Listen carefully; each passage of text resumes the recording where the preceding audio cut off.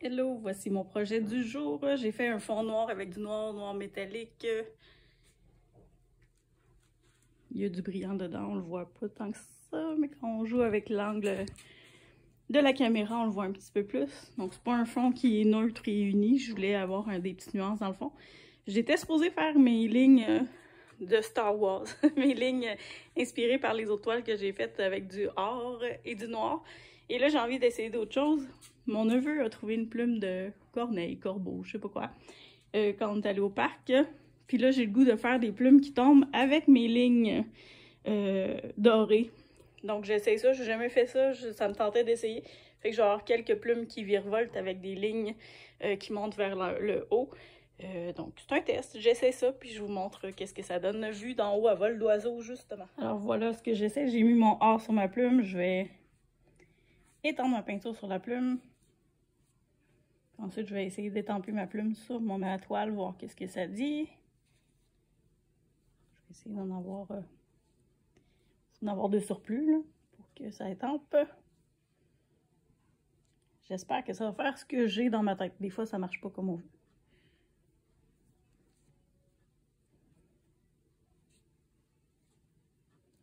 Puis sinon, je peux faire des retouches après, là, mais là, la plume est bien imbibée de ce côté-là. Je vais essayer de détamper, je vous montre le résultat après, parce que j'aurai besoin de mes deux mains. Je l'enlève avec vous. Ça me fait une forme de plume, mais je vais la retravailler là, avec un pinceau pour l'étirer, et avec un peigne aussi pour avoir l'effet de ligne qu'on trouve sur la plume. Donc, je la retravaille un petit peu, je vous montre ça après. Alors, après quelques coups de pinceau, finalement, j'ai pas utilisé un peigne. Mon pinceau faisait des lignes parfaites pour faire une plume. Donc, je me suis amusée à faire sortir quelques petites couettes. J'en ai fait une deuxième aussi, avec un petit peu moins épais de peinture pour celle-là. Donc, ça donne deux plumes différentes. Je voulais pas qu'elles soient pareilles, puis j'ai tourné ma plume de côté pour avoir une forme un peu différente. Je vais retravailler un petit peu celle-là, puis après ça, je vais faire mes lignes qui tourbillonnent, puis je vais voir si je fais plus que deux plumes. Je vous montre... La toile, c'est une 30 par 40, fait que je pourrais me permettre d'en ajouter plus. On va voir comment ça va pour la suite. J'ai déposé mes couleurs sur le côté. Je m'apprête à faire les lignes avec mon gros pinceau large. Donc, je montre le départ. Je vais vous montrer le reste à vol d'oiseau. Et c'est parti, je m'essaye pour la première plume. Ici. Donc, je prends ma peinture sur le côté et je la remonte.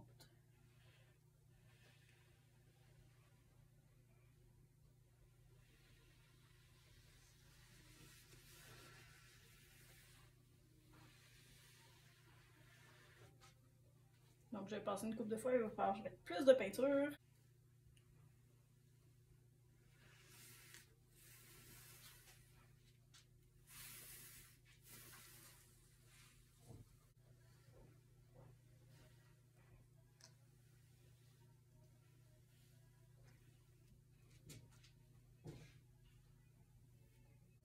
J'ai pas mis d'argent et ça fait pas l'effet que j'avais dans mes autres toiles.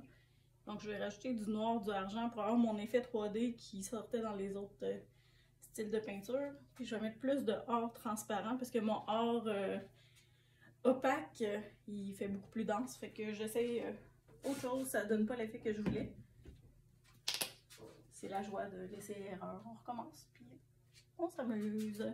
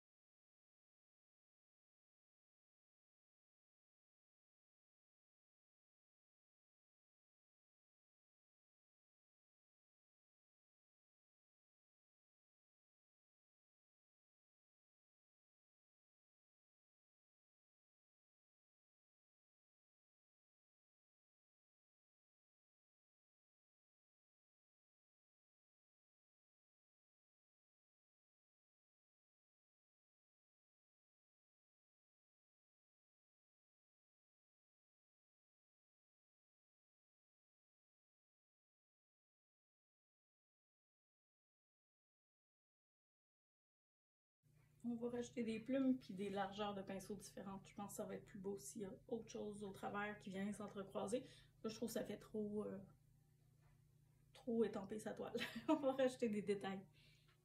Finalement, j'ai décidé d'ajouter beaucoup de plumes. J'en ai des noirs et or, j'en ai ajouté 2 argentes. Je vais faire des lignes, puis je vais voir si j'en ajoute d'autres après, d'autres couleurs. Je pourrais en faire des transparentes. Peut-être à la fin si je vois que je vais rajouter des éléments, mais j'aime vraiment ce que ça donne. Je vais rajouter des lignes d'épaisseur différentes. Je vais faire beaucoup plus mince que les premières pour superposer, puis avec des feuilles qui virevoltent partout. Je pense que ça va être beau. Je vous montre la suite maintenant, sans plus tarder. Donc je vais faire des lignes vers ma plume noire.